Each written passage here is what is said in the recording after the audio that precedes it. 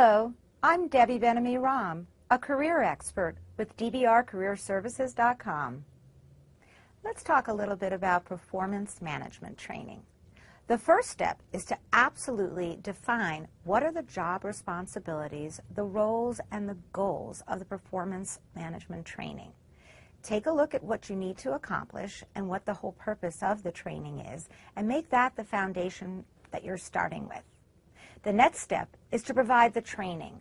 Once you've decided what the performance goals are and they're very clearly spelled out and they're tangible and they're measurable and the criteria is extremely understandable, then you provide the training and development. The next step in the performance management training is coaching and feedback.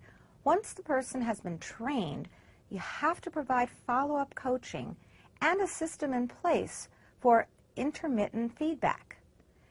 When you go through that process, you get the information as to whether the performance management training is on track, if there's any additional information that's needed, and if it is, provide those resources and tools at that time.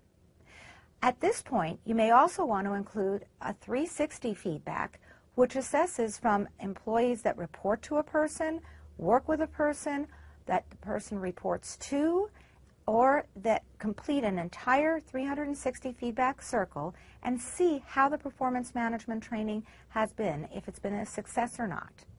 The final step in the process is to assess the entire performance of the individual through a performance review system, and your organization could have a formal performance appraisal review system, and that's probably the best indicator of whether the performance management training has been a success. Have some measurements in place, measurable criteria, follow-up, and feedback, and that completes your performance management cycle.